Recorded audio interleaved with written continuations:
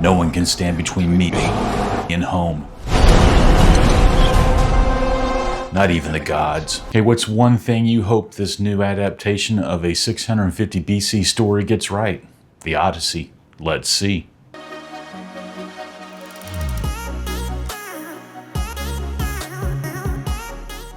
Hey, welcome back everybody. This week, we got to see The Odyssey, directed by Christopher Nolan, starring Matt Damon, Tom Holland, Anne Hathaway, and Robert Pattinson. So, Christopher Nolan's The Odyssey brings the ancient epic into modern cinematic frame, following Odysseus as he fights to return home after the Trojan War. Telemachus searches for the truth about his father. Penelope holds the kingdom together with fierce loyalty, and Antonius schemes in the shadows. Nolan shapes the myth around identity, time, loyalty, and the cost of becoming who you are meant to be. The best time to take a potty break in this movie is about 57 minutes in. It's the perfect window to slip out and offer your tribute to the nearest temple, while Odysseus is busy navigating with the mythical creature who definitely loves the sound of his own voice. For me, this story is about consequences. When Odysseus sees his men die, he doesn't see chance. He sees the fallout of his own decisions.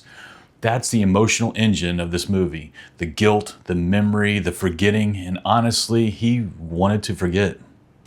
Hey, so Act 1 and 2 move slowly, but Act 2 does stand out because of the mythology woven into the journey. It's not the best part of the movie for me, but it is one of the sections that really caught my attention.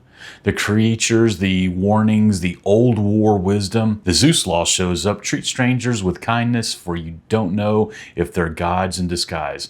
And Odysseus' strategy is reinforced again.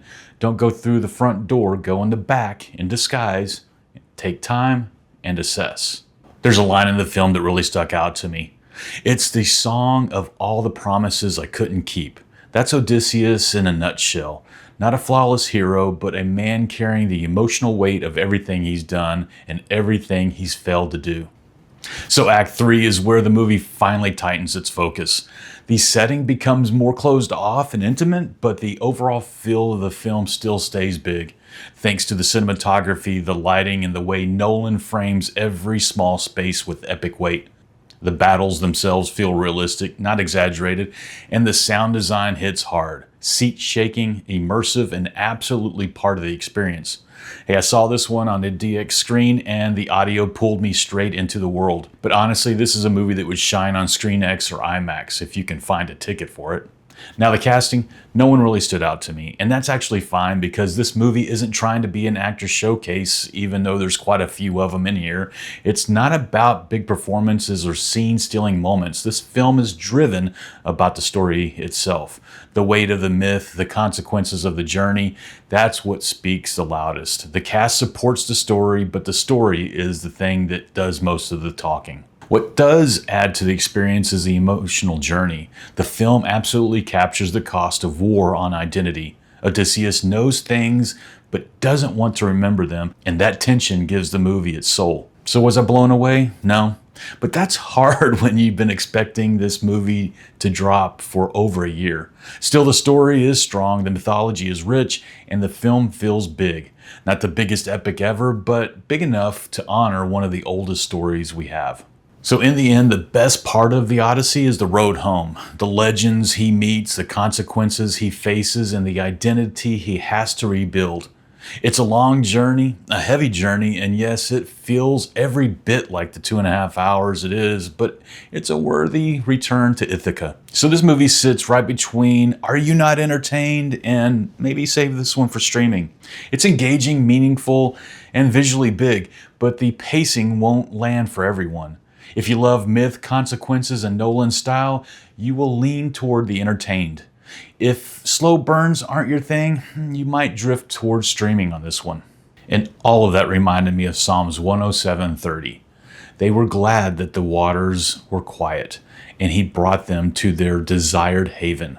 The Odyssey's entire journey is storms, wandering, and longing for home.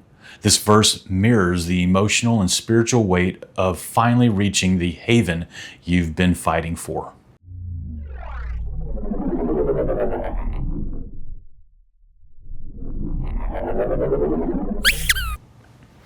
Hey, and did you know that Nolan used custom IMAX ocean rigs to capture the sea as a character?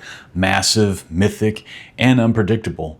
The creature designs blend Greek pottery silhouettes with grounded realism, making the monsters feel ancient but believable. The score layers reconstructed Bronze Age instruments with Nolan's style rhythmic motifs to invoke both myth and momentum. Now you know.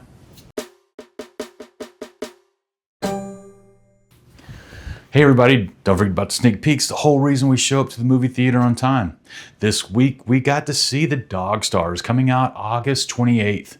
Spider-Man A Brand New Day, July 31st. Heart of the Beast coming out September 25th. Digger, October 26th. We've got Fockers-in-Law, be careful with that name, coming out Thanksgiving weekend. And Other Mommy. Not sure I want to see this one, but October 9th. Hey, until next time. Let's see.